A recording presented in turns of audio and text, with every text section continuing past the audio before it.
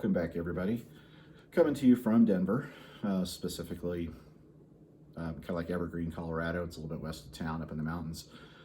And figured I'd give you a little update on the channel. I haven't posted anything in a couple of months. Obviously, it's because of work and there's not much going on back at home. But yeah, it's going pretty good up here. And some things have come up while I was up here, and life doesn't stop, even though you're working. Found out a few things, specifically, apparently, on May 20th in Denver, you can still get a foot of snow. That's a real thing. That just happened last night. So, woke up to a foot. Knew it was coming, but doesn't really change anything until you see it. You're kind of in disbelief, but oh well. It just makes it look nice and pretty, and it's melting fast, so that's cool. Now, to the details. So, this was about 2 weeks ago, a little over 2 weeks ago. My wife came up and was spending some time up here. And while she was up here, a friend of mine from back in Kansas City called me, wanting to pick my brain on a car he had. He was working on it's like an '88 Mustang, and he bought a like a early '90s Cobra motor, still a 5.0, but a Cobra to put it in. And had questions about timing and everything, so I was talking that over. And during our conversation, he brought up a car he had, which I knew he had. I knew when he got it, and I was a little envious of him because it was kind of more in the wheelhouse of what I wanted for the 350 I built than the truck. So I told him at the time that if you ever think of selling this thing, let me know, because I am interested.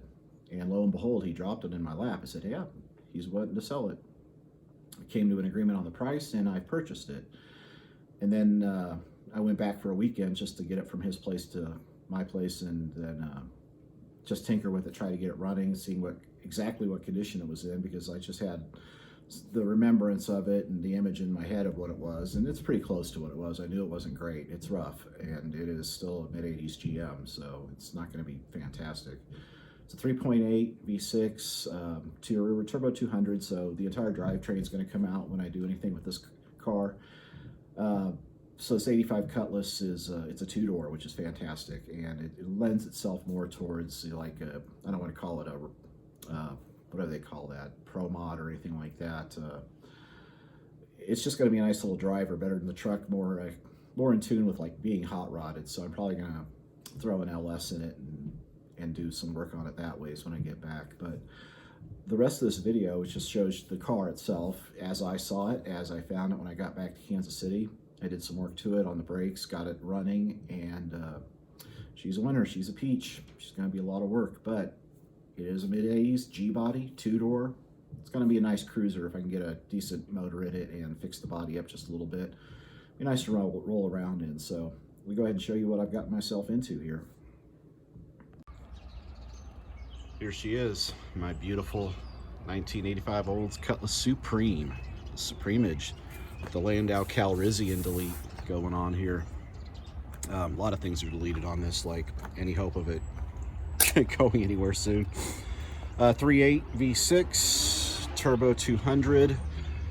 Absolutely nothing I'd keep or want anything to do with, but that's what she was born with.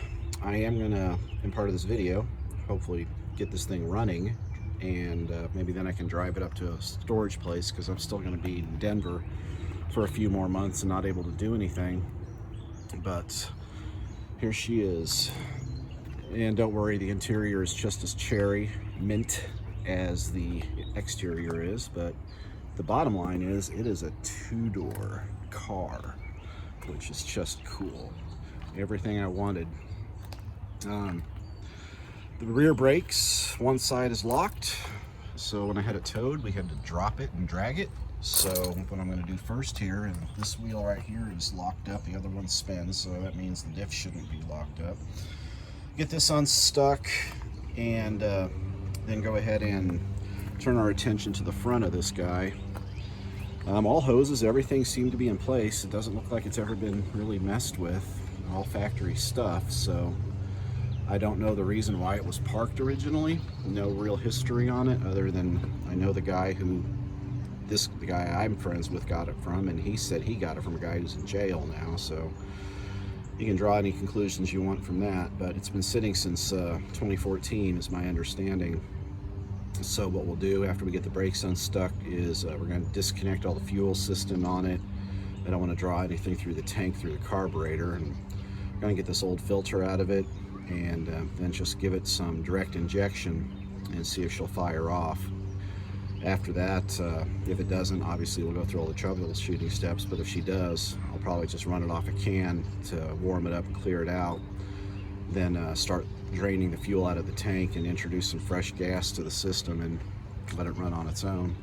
But it's all here, and assuming, well, smog pump delete, that's good.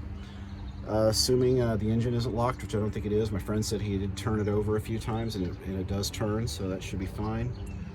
We'll get all the nests and rat droppings out of the engine bay, so we'll see where it goes from there. Okay, well, I got the drum off, and as you can see, I had to do some work to it to get it there. The shoes had just completely seized themselves to it.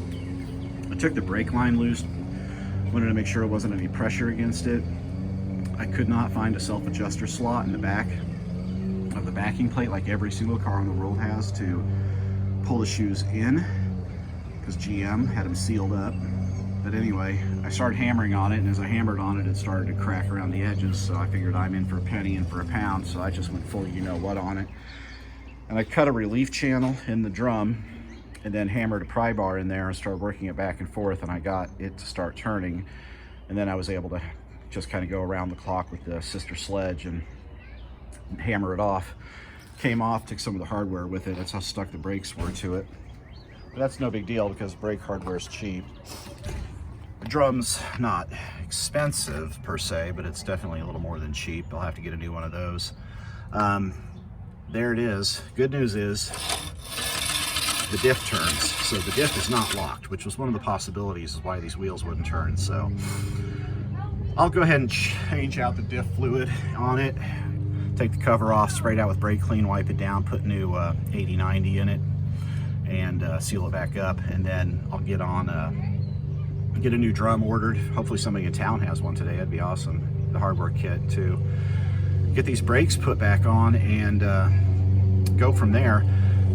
The next question mark is that when I took the line off and started pumping the brakes, no fluid was coming out of it. So I don't know, that master cylinder may be trashed too. But we gotta take this one step at a time. We'll get this brake hardware replaced and then worry about that. Okay, well, we got the brakes disassembled, and any hopes of saving them are gone. You can see the self-adjuster is absolutely rusted to death. It's not gonna ever turn again. So I have to source a new self-adjuster. I did get a hardware kit when I got the new drum. So the springs and retainers should be able to salvage. Got the emergency brake arm here. And one of the springs, as I was taking it off, is so rusted it just snapped. I'm not surprised. The thing is, the shoes actually aren't in terrible shape. I mean, there's still meat on them. They could be sanded down and reused. So I'll do that, but I have to get on taking this wheel cylinder out. I did buy a new wheel cylinder for it. Don't lose this. Don't want to lose that.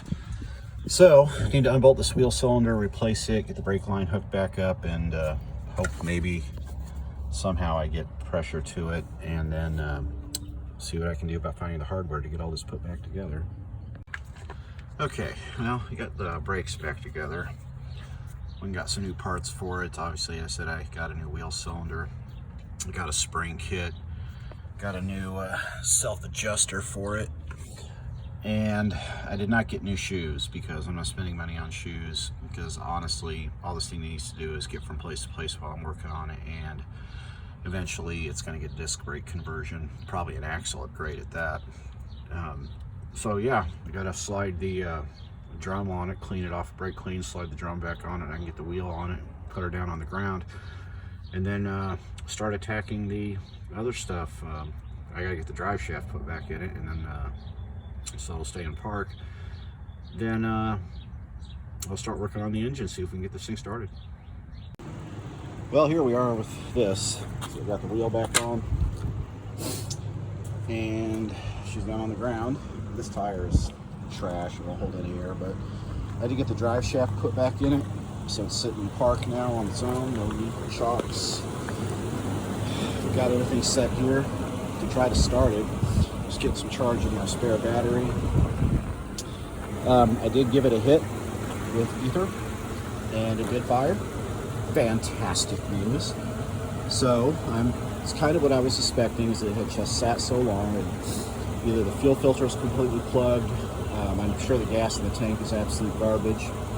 The fuel pump might be dried up and won't pump. And there's just a number of things in the fuel system that could be wrong with it. But the next thing I'm going to do is just give it the bottle and bottle feed it some gasoline to keep it running for a little bit and see if the fuel pump wakes up. And it does maybe try to draw some gas from the tank. And once I see that it's starting to try to run on its own, I'm going to shut it down. And then I'm probably going to drain the tank and put fresh gas in it and then let it run off that.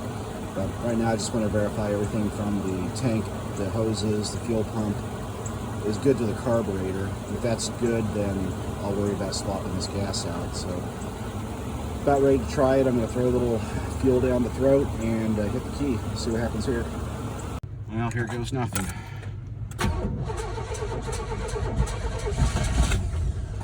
All right, it fired again.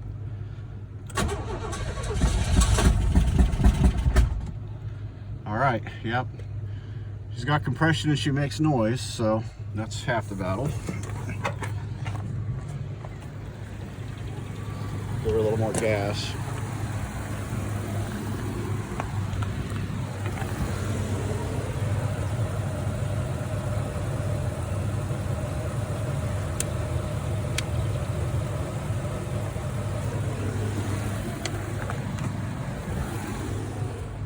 Hit her again.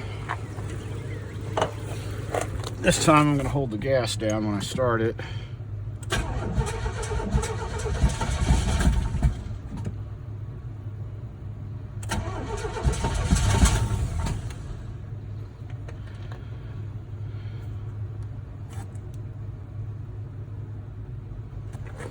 Really wish I had two people to do this. One for convenience and two to make sure it doesn't backfire or catch on fire. But guys, I'm just going to play with this for a little while and see if I can get her to run a little bit more consistently, and I'll check back in. So yeah, she'll definitely run on fuel down the carb. Haven't got anything from the pump yet, so I'm going to go ahead and crack this fuel line, see if anything's making it this far. And then inside that little neck, there's a filter that clogs up all the time, and that could be a problem too. So first I'm going to see if we're getting any fuel to the neck, and then we'll see if we're getting anything through the filter. So I'm going to go ahead and pop that stuff off.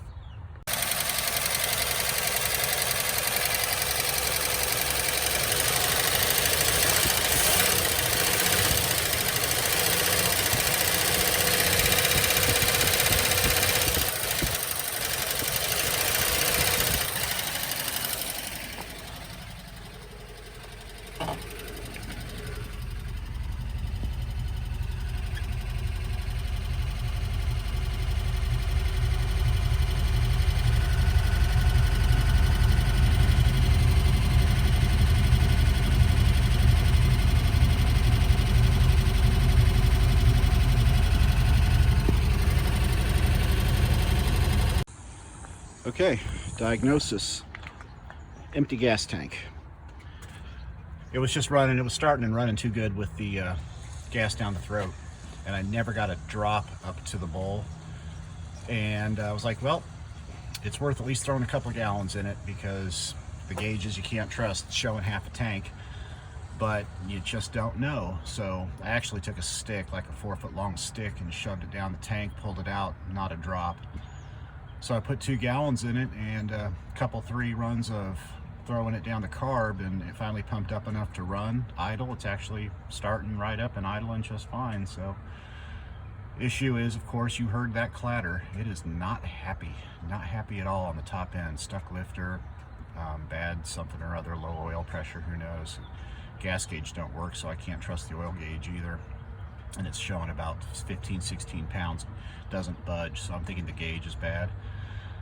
So what do? Well, I threw it in gear and it didn't move. I didn't think it would. When they parked this thing, they took the drive shaft out, and of course all the transmission fluid leaked out at the tail shaft. So it's got no trans fluid in it to speak of. I'm going to fill up the transmission fluid, start it, put it in gear, see if the transmission responds, and check the brakes at the same time. Brakes super mushy. Of course, I changed that wheel cylinder, so there's air on the line at minimum, and maximum it's just a bad system. It's got crystalline in the lines and it's not getting any fluid flow. We'll find out. Press the brakes, see what happens. I'm going to go ahead and top off that trans fluid, give her a start, and see what we get out of it. Well, she moves. Took a whole 5 quarts of transmission fluid, but goes in gear, backs up, goes forward. This, I think it's this brake here, is dragging. Not surprised. I did the other side. This one was turning when we got it on the flatbed this morning, but it's probably just marginally better than the other side was, so got a bad brake drag here. Up front, see, I started my wax job. Transmission fluid does wonders for paint, let me tell you. Brings the shine right back. It's like better than ceramic coating. So, what to do next? Then we're gonna go ahead and change the oil. See if we can get that noise a little more manageable. Doubt it'll ever go away, but it's moving under its own power. Starts, so it deserves an oil change. I can justify that. Go ahead and put some new dinosaur blood in it and see what comes of that. Shoot this down is wonderful. Yeah, I don't think the oil change helped much. Not responding well. But it is running. I found something else that I'll show you here in a minute. But for now, enjoy the symphony.